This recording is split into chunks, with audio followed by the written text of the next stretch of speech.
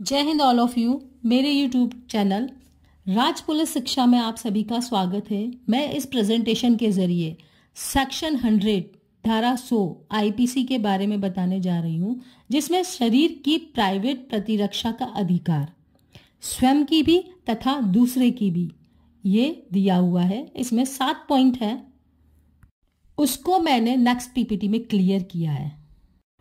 धारा 100 section 100 IPC शरीर की प्राइवेट प्रतिरक्षा के अधिकार का विस्तार मृत्यु कारित करने तक कब होता है? शरीर की प्राइवेट प्रतिरक्षा के अधिकार का विस्तार पूर्ववर्ती अंतिम धारा में वर्णित निर्बंधों के अधीन रहते हुए हमलावर की स्वेच्छा मृत्यु कारित करने या कोई अन्य अपहानि कारित करने तक है। यदि वह अपराध जिसके कारण उस अधिकार के प्रयोग का अवसर आता है निम्नलिखित में से किसी भी भांति का है। शरीर की प्राइवेट प्रतिरक्षा का अधिकार हर व्यक्ति को है, स्वयं की भी तथा दूसरे की भी।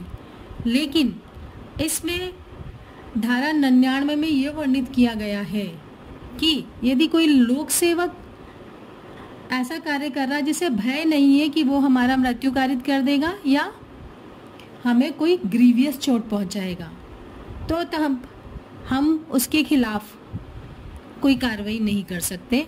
या फिर हमें समय मिला हुआ है कि हम पुलिस के पास जाएं, किसी की मदद लें, तो वो समय हमें मिला हुआ है, तो उसका ये मतलब नहीं है कि अगर हमलावर हम पे हमला कर रहा है या करने वाला उसने हमें बंद कर रखा है और हमें पता है कि ये मेरी मृत्यु कारित करेगा या आगे, उस वक्त हमें समय है, हमारे पास कोई संसाधन उपलब्ध है, तो हम अपनी हेल्प ले सकते हैं, न कि डायरेक्टली उसकी मृत्यु कारित कर देंगे। नीचे दिए हुए 7 पॉइंट है। यदि हमलावर द्वारा ये कार्य हम पर किया जा रहा है तो तत्काल हम उसकी मृत्यु कारित कर सकते हैं प्राइवेट प्रतिरक्षा के लिए या फिर किसी दूसरे की रक्षा के लिए। ये 7 पॉइंट आगे दे रखे हैं। नंबर 1, ऐसा हमला जिससे युक्त रूप से यह आशंका कारित होगी अन्यथा ऐसे हमले का परिणाम मृत्यु होगा, तो हमें प्राइवेट प्रतिरक्षा का अधिकार है।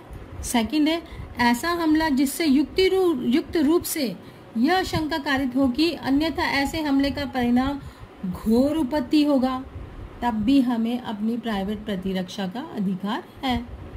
बलात्संग करने के आशय से किया गया हमला। चौथा है, प्रकृति के विरुद्ध काम तृष्णा की तृप्ति के आशय से किया गया हमला, तब भी हम अपने प्राइवेट प्रतिरक्षा का अधिकार रखते हैं। 5वां पॉइंट है, व्यपहरण या अपहरण करने के आशय से किया गया हमला, तब भी हम प्राइवेट प्रतिरक्षा का अधिकार रख सकते हैं।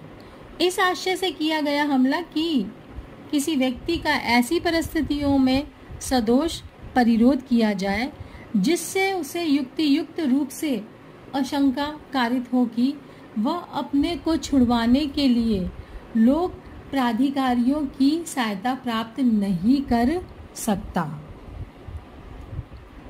धारा 100 आईपीसी का संशोधन अमेंडमेंट किया गया है। पहले 6 पॉइंट थे ये, अब 7वां पॉइंट और जोड़ दिया गया है संशोधन में। 2013 में ये संशोधन हुआ है और 7वां पॉइंट ये है कि अम्ल फेंकने या देने का कृत्य या अम्ल फेंकने या देने का प्रयास करना जिससे युक्त रूप से ये आशंका कारित होगी, ऐसे कृत्य के परिणाम स्वरूप अन्यथा घोर उपत्ति कारित होगी, तब भी हमें प्राइवेट प्रतिरक्षा का अधिकार है। इसके 7 पॉइंट हैं। धारा 101 आईपीसी सेक्शन 101 आईपीसी कब ऐसे अधिकार का विस्तार मृत्यु से भिन्न कोई अपहानि कारित करने तक का होता है। यदि अपराध पूर्वगामी अंतिम धारा में वर्णित भांतियों में से किसी भांति का नहीं है तो शरीर की प्राइवेट प्रतिरक्षा के अधिकार का विस्तार हमलावर की मृत्यु स्वेच्छाएं कारित करने तक का नहीं होता, किंतु इस अधिकार का विस्तार धारा 99 में वर्णित निर्बंधों के अधीन हमलावर की मृत्यु से भिन्न कोई अपहानी स्वेच्छाएं कारित करने तक का होता है।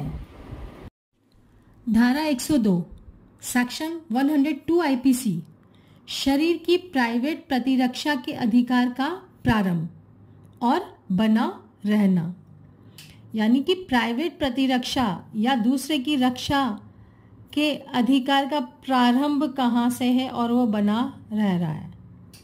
शरीर की प्राइवेट प्रतिरक्षा का अधिकार उसी क्षण प्रारंभ हो जाता है जब अपराध करने के प्रयत्न या धमकी से शरीर के संकट की युक्ति युक्त आशंका पैदा होती है, चाहे वह अपराध किया न गया हो, और वह तब तक रहता है जब तक शरीर के संकट की ऐसी आशंका बनी रहती है।